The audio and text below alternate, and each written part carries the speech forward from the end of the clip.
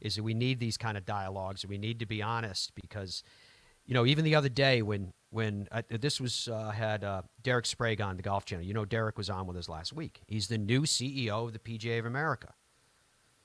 So in his role, that makes him, they control the PGA Championship, obviously the Women's PGA Championship. They control the American half of the Ryder Cup, etc. He represents 30,000 PGA professionals. He is a PGA professional, but now he's the CEO of the organization. We're sitting next to each other getting ready to go on the air, and I said, Derek, I'm very proud of you, and I am very proud of him.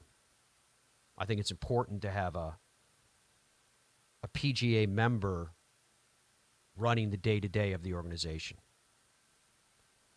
But I said, which I believe, that I think golf's governing bodies are governed by a principle of the phrase that they use is the ecosystem. Remember that? Remember when LIV was first came out and there was all kinds of talk about the ecosystem. And it annoyed the hell out of me because whenever I hear someone talk about in any field an ecosystem, it translates to me as building up walls to keep people who are currently on the outside from getting in. It's status quo. It's keeping the power structure as is. And so I'm sitting there with Derek, and I was like, my hope is for the game, and my hope is, as your friend, that your organization definitively defines itself as a voice of the people. Because given golf's structure, which are defined, how would you like me to structure it? The 4 major championships? Yeah. Ryder Cup? Absolutely. PGA Tour? Mm-hmm. DP World Tour? Sure. You want to go deeper? LIV? Okay. LPGA? Right? They're all in that highly manicured garden, right? Who of those groups are looking out for you? Who of those groups speak for the people? So when decisions are made, who sits back and goes, how is this going to impact the people who pay for all of this? The 99.99%. How often do you guys feel like when issues come up in the game of golf, not only are you not considered on the front end, you may not be considered at all, that the organizations first and foremost are thinking what's best for them? So I'll tell you, it was a private conversation, but I'll give you the broad brush on it, was that Derek and I were talking about the prospect of the rollback of the golf ball. And I told him my honest opinion, which I've told you guys before. I don't have a problem with slowing down the pace of technology with equipment manufacturing. When the R&A and the USGA came out and told us about it, they said they're looking forward 30, 40, 50 years. Great. I have no problem with that. What I have a personal problem with is the fact that it was structured in such a way that's going to impact all of you. Because the game of golf, we have a distance problem for sure. And the problem is that 99.99% are too short.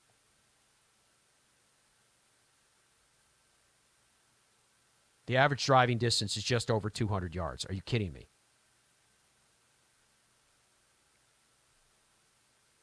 Now, it's funny because whenever I bring this up, I'll have people that would go off and scold me on social media and go, come on, Matt. It's not even going to affect the average golfer. Oh, really? Where are you getting that info from? Where are you getting your hard data from? Are you regurgitating back to me as fact that which you've been told from a press release? Because it hasn't happened yet. They haven't tested it. The golf balls aren't out there. So explain to me how my concern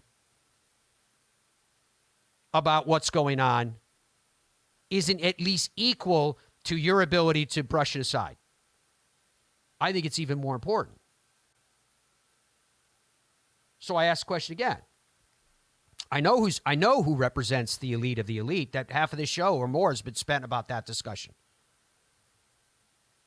Who's representing you? And I'm not asking you that question to try to annoy you, and I'm not asking that question to try to, grab a 5-iron and a torch and storm the golf's Bastille. I'm saying it from the perspective of who is looking out for you in these conversations, all of these conversations, right? What's more powerful than, it's one of the most powerful things I've ever seen in my years covering this sport. Remember, I started in equipment manufacturing. I was in golf course operations where I worked professionally. Now media for the last 10 plus years exclusively. What's happening with golf's ratings is the most powerful thing I have ever seen in terms of the people speaking and asserting their will. It's the most powerful thing I've ever seen. Because that group, which I've been, all of you, that group which I've been talking about, who speaks for you, who protects your interest, for the first time ever have come together collectively and said, we're not happy about something. And it's showing, it's manifesting itself in real numbers. And it's having a real impact when you've got one of the top players in the world going, guys, we got to think about this. There's something we need to do here to make sure that we're taking care of our product by taking care of those that, as I mentioned, without them, none of the rest matters. None of the rest matters. So anyway, I was glad to be able to have that conversation with Derek because he is my friend and he's been there. He's been a club manager for the vast majority of his professional career. So he gets it. He knows. I don't think we've ever had a leader of one of golf's governing bodies who's more perfectly situated to be able to sit back and go, maybe before we decide on what direction we're going to move with whatever the subject is, let's think about how it impacts everybody. Right? And I'm telling you, that distance issue with the golf ball is one of them. I do not see why, to achieve the objectives of slowing down the best of the best of the best, 1/10 of 1%, that you have to impact 99.99% and sell a message that everybody has to give a little bit.